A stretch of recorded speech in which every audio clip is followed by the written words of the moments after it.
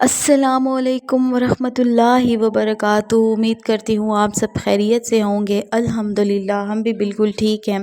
अल्लाह ताला आप सब के दिलों को सुकून दें, आपकी ज़िंदगियों में आसानियाँ पैदा करे और जो दुआ आपके दिल में छुपी है अल्लाह ताला इसे बेहतरीन वक्त पर कबूल फरमाए, आमीन।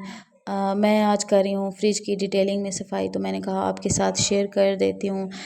ऊपर ऊपर से तो रोज़ हम लोग कर लेते हैं, लेकिन हफ्ते के हफ्ते जो है ना ये करना ज़रूरी होता है।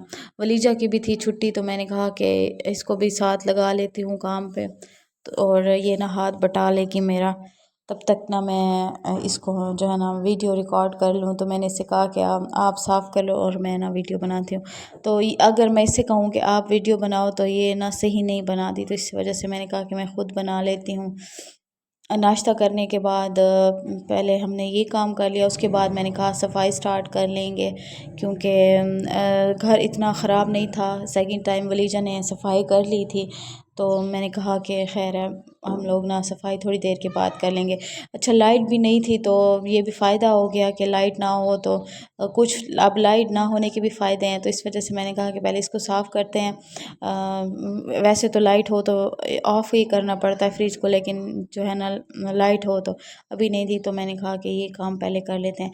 अच्छा, ये अम्मी की इंसुलिन की सारी डिब्बियाँ पड़ी हुई हैं, तो इनको हम वापस करते हैं, तो हम दूसरी लेके आते हैं। मैं कल फेंक रही थी, मैंने कहा बहन से कि इसको फेंकते हैं, फ़ायदा तो ना हो। मैंने कहा पड़ी हुई, कहती है कि नहीं ये देनी पड़ती है, तो इसलिए वो ना ही देते हैं। अच्छा, मैंने लगाया सारा पोछा वगैरह, रूम का अलग मैंने रखा हुआ है कपड़ा, और जो सहन और बरामदे का है तो उसके लिए मैंने अलग रखा हुआ है।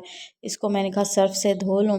वैसे तो मैंने जो पोछा लगाया वो भी सर्फ़ वाले पानी से सारा रूम में लगाया, क्योंकि मक्खियाँ होती हैं तो फिर इससे ना ज़रा कम हो जाती हैं।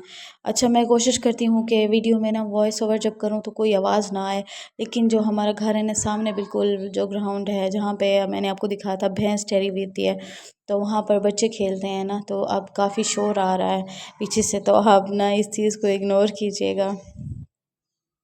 ये हमारी मोटर के ऊपर वाली जगह है जहाँ पे हमने ये फ़ाइबर रखा हुआ है, ताकि बारिश आए तो ये जगह ना महफूज हो, क्योंकि उसके बाद तो ये करंट देने लगती है। सारा वाइपर वगैरह मैंने लगाया, सारी सफाई की, और मैं काफ़ी थक गई थी। अच्छा, ज़िंदगी में अक्सर हमें लगता है कि हमारी दुआएं कबूल नहीं होती, लेकिन हकीकत तो ये है कि अल्लाह ताला तुम्हें देर से देता है मगर बेहतरीन देता है। आज की वीडियो में मैं बस इसी खूबसूरत हकीकत पर बात करने जा रही हूँ। वीडियो आखिर तक ज़रूर देखिए, यकीनन आपके दिल को सुकून मिलेगा। कभी तुमने सोचा है कि क्यों कुछ दुआएं फ़ौरन कबूल नहीं होती, क्यों कुछ ख्वाब वक्त लेते हैं? क्योंकि अल्लाह ताला तुम्हें वही चीज़ देता है जो तुम्हारे लिए बेहतर हो, और वो भी इसी वक्त पर जब तुम इसके लायक हो जाओ। अल्लाह ताला फरमाता है, या अय्युहल्लज़ीना आमनू वस्तईनु बिस्सब्रि वस्सलात इन्नल्लाहा मअस्साबिरीन। ए ईमान वालो, सब्र और नमाज से मदद हासिल करो, बेशक अल्लाह ताला सब्र करने वालों के साथ है।